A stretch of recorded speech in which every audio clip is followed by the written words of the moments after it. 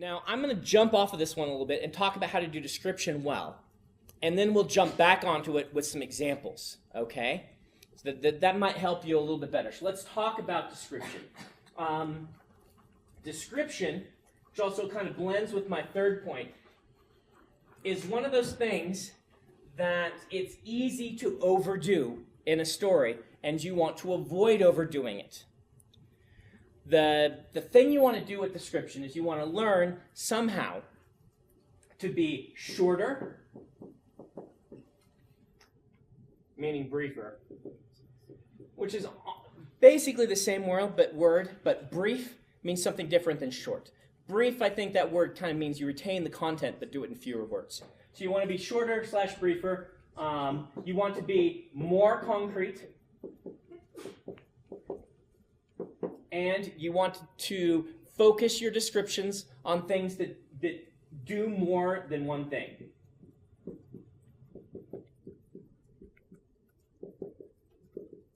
Okay? What do you mean by do more than one thing? I'll get to it. Don't worry. You want to, and let's put on here as kind of a reminder, not really a point, but more of a reminder. We have 5 senses. Use more than just sight. Okay? So these should basically be your guiding principles for description. Brevity, concreteness, making your prose do heavy lifting for you by doing more than one thing, and remembering that you have multiple senses. Let's go down the list. Why is being shorter better? Because you don't lose them. Because you don't lose them. Okay, great answer. What else? You can get on to the next awesome thing. You can get on to the next awesome thing. Cool. Ooh, wow, that was way off. Okay. I don't know. It slipped. That's what I'm going to go with. Keeps it from being boring. Okay, keeps it from being boring. Let you control your tone a little better. Makes you sound intelligent. Okay, yeah. It was your audience use their imagination. Okay. More imagination. Hey, I hit a shoulder. That's great. Reduces your word count. Okay. Remember shorter descriptions. It makes them more applicable to that thing. Okay, makes them more applicable because they're shorter. Okay, yeah. Especially if we're doing market fiction and not literary fiction. Literary fiction is known for its big, like, epic poetic sentences, but you are trying to tell the story and the setting and moving the Yeah. forward. Let's talk about a few things here. Yeah, I've already thrown a bunch of you, so. One. Okay, there you go. Whoosh. Oh, hey. So let's talk about a few things here. These are all good things. But to boil it down, to be more brief, shorter and sweeter is going to have more impact. More impact is going to hold the reader to your story better. Holding the reader to your story better makes them continue going and makes them get more immersed in the story. All right? Nothing is worse. Okay, there are worse things. But hyperbolically, nothing is worse than a big, boring paragraph at the beginning of a book. Okay? You want to avoid this. And there are a couple things we'll talk about here. I'm going to write these up mostly as a reminder to me. We want to talk about learning curve. We want to talk about the pyramid of distraction.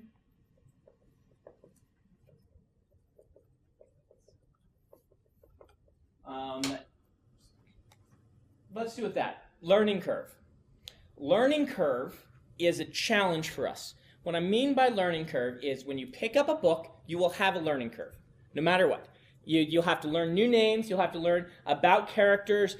There are things you're going to have to learn and remember in order to keep track of this book. In a fantasy or science fiction book, our learning curve becomes more steep. Meaning, there's much more that people have to learn, and so we have to throw it at them faster. Okay? Learning curve is a challenge, but it's also an advantage. Most of us who read science fiction and fantasy are probably reading it because of, in part, the learning curve.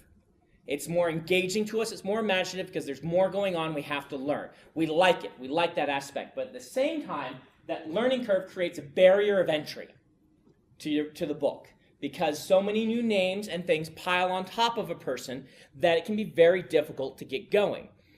How you manage your learning curve is a skill that's going to show off what you as a writer can do.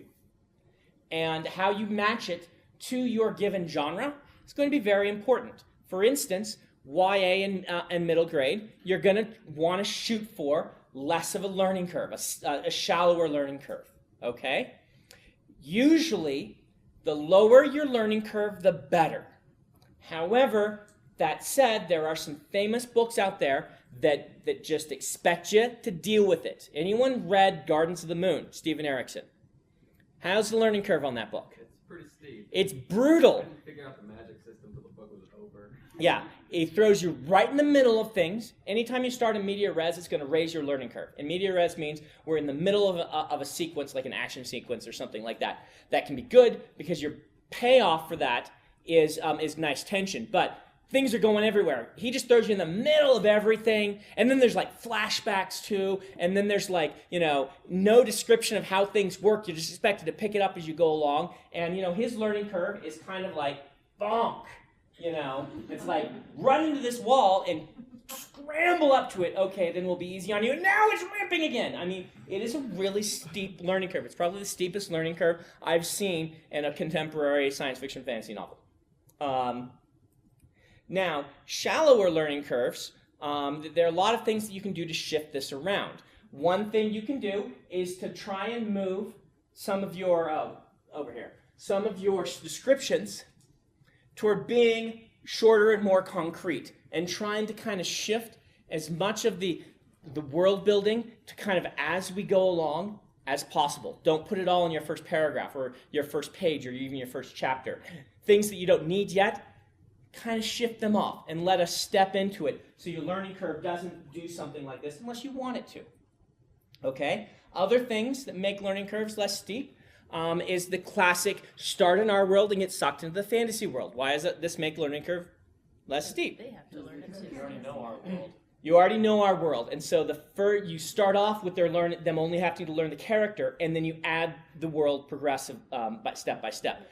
But the fact that you already know our world helps with that a lot. It allows you to ease into things. This is one of the reasons why it's so prominent in middle grade, is it really helps with the learning curve. And the character who gets into it has to learn it. Yes, then you have a Watson character. The Watson character is a separate but kind of on top of the same thing. The Watson character is a character who doesn't know about what's going on, and so the narrative has a good reason to explain it to them.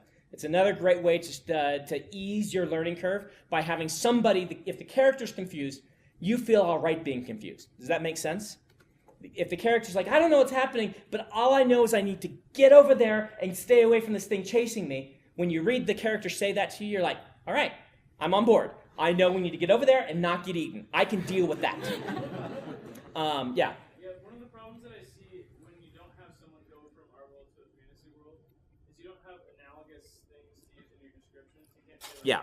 it was as big as a gnarly, you just make up, Right. They're not even going to know what you're talking about unless Yeah. they're from our Yeah, world. it can be a real challenge to come up with, and this is why the really, really, really different fantasy world or science fiction world can be extremely challenging to write, because you can't even say it's as big as an orange because they don't have oranges. And so this is one of the reasons why fantasy books, I think, also tend to only step it so far in how different the world is. And this just depends on what type of story, what type of book you want to write. Yeah. Is that why you still have horses in all these worlds that have totally different geographies and totally different stuff? Yeah, it's one of the reasons why you have horses anyway. And yeah. A lot of the books you're going to find in-world reasons that you do. A lot of them, like you'll find that they're far future lost colony. Like Pern is far future lost colony, which is why they're humans on this planet that there really shouldn't be humans on. Specifically with Pern, for a lot of those books, Anne McCaffrey each has this big prologue kind of Yeah. saying, this is how they got to that planet, all the things you need to know to, enjoy the story. That What do you was feel about much that? more common back in the day. David Eddings did a lot of that too. Nowadays, we don't do it as much. I think we've found better ways to do it, and we've kind of learned learning curve much better. You don't see the big expository prologue anymore because people realize that a lot of people are just skipping them because they're boring. That said, Most of the Pern ones was like 3 paragraphs, and so it was a pretty good way to do it. And I have a fondness for all the old David Eddings prologues, but looking back, I'm like, man, those don't let you start the story at all. You'd have to grind. You get this book, and you're like, all right, I have to grind through this world building lesson, and then I can start reading my story. And people who grew up reading those then assume they do that, but now the fiction has kind of literally learned to do it better ways, and you don't see those happening nearly as often. The editors are on the watch for people who can do it without doing that. Okay? So, how you do it without doing that comes into your description. Okay? You're going to want to make it shorter, briefer, and you're going to want to focus it. What you do is you want to dole out the information as it becomes strictly relevant. Okay? Instead of, we begin our book, people are chatting, and then you're like, big block of text to explain where they are. You want to try and shrink this down to 1 line as part of the conversation, if you can. You can't always, but you want to try and say, what is the really relevant information for right now? What can I move to later about this world building?